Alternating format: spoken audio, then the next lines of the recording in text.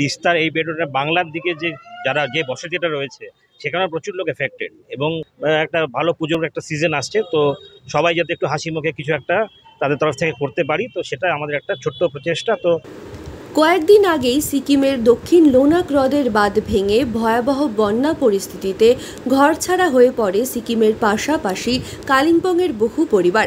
তিস্তা সংলগ্ন একাধিক এলাকা ভেসে যায় বন্যার জলে, বহু আপনজন তলিয়ে যায় সেই জলে।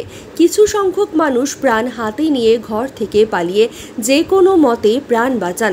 সিকিম, কালিম্পং, রংপো এবং একাধিক এলাকা প্লাবিত হয় তিস্তার জলে। পুজোর মুখে বড়সড় ক্ষতি হয় সেই সমস্ত এলাকায়। পরে আস্তে আস্তে এলাকাগুলি থেকে নামে তিস্তার জল, শান্ত হয় পরিবেশ, ফের বেঁচে থাকার লড়াই শুরু হয় সমস্ত স্থানীয় পরিবারগুলির।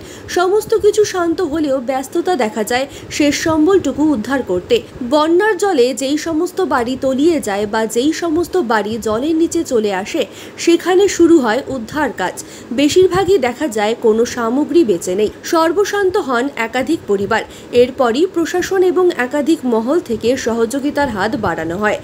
ঠিক তেমনই এথোয়ার তরফে কালিম্পংয়ের ক্ষতিগ্রস্ত 50টি পরিবারের জন্য রান্নার গ্যাস, ওভেন, বাসন, কিছু খাওয়ার সামগ্রী সহ একাধিক জিনিস তুলে দেওয়া হয় শিলিগুড়ি পুর নিগমের হাতে। পুর নিগমের তরফে জানানো হয় সেই সমস্ত জিনিসের সঙ্গে আরও কিছু জিনিস যুক্ত করে খুব শীঘ্রই ক্ষতিগ্রস্তদের হাতে তুলে দেওয়া হবে।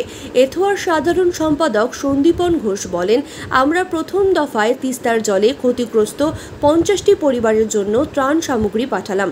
পরবর্তীতে আরও পরিবারদের পাশে দাঁড়ানোর চেষ্টা করব যাতে পুজোর সময় তাদের মুখে হাসি ফেরাতে পারি। এটা অ্যাকচুয়ালি আপনারা জানেন যে সিকিমে যে একটা বড় ডিজাস্টার হয়েছিল, তার জন্য তিস্তার এই বেডটা বাংলার দিকে যে বসতিটা রয়েছে সেখানে প্রচুর লোক এফেক্টেড এবং অলরেডি জিটিএর তরফ থেকে আমাদের প্রশাসনের তরফ থেকে অনেক কিছু করা হচ্ছে। তো আমরা চিন্তা করেছি যে যেহেতু ফুড মেটেরিয়াল পেরিশেবল এবং অনেক ফুড মেটেরিয়াল জামাকাপড় সবার কাছে পৌঁছাচ্ছে, তো আমাদের এখানে বেসিক্যালি ইউটেন্সিলস আমরা চিন্তা করেছি, গ্যাসের ওভেন থেকে শুরু করে যত যাবতীয় একটা সংসারে ইউটেন্সিলস যেটা দরকার পড়ে, যেটা অলরেডি ওয়াশ অ্যাওয়ে হয়ে গেছে, যেটা বাড়ি ঘর ধরেই নেই। তো এটা একটা আমাদের একটা ছোট্ট একটা প্রচেষ্টা, যাতে আমরা মেয়র স্যারের কাছে আজকে আমরা এই জিনিসটা দিয়েছি। 50টা ফ্যামিলির পাশে আমরা দাঁড়ানোর চেষ্টা করেছি। আগামী দিনে আরও আমাদের ফেজ 3, 4-এ আমরা আরও জায়গায় পৌঁছাবো এবং আমরা স্পটে গিয়েও কিছু, যেমনি কাল পরশু আমরা বেরোচ্ছি তিস্তাতে গিয়ে আমরা আরও 75টা ফ্যামিলির পাশে দাঁড়ানোর চেষ্টা করব। তো এইভাবে আমরা ইথোয়ার তরফ থেকে 3-4 ফেজে আমরা এই রিলিফ ওয়ার্কটা করব এবং চেষ্টা করব যাতে যতখানি আমরা এই একটা সামনে একটা ভালো পুজোর একটা সিজন আসছে, তো সবাই যাতে একটু হাসি মুখে কিছু একটা তাদের তরফ থেকে করতে পারি, তো সেটা আমাদের একটা ছোট্ট প্রচেষ্টা। তো আশা করছি এইটাতে আমরা কিছুটা হেল্প হয়তো আমরা করতে পারব।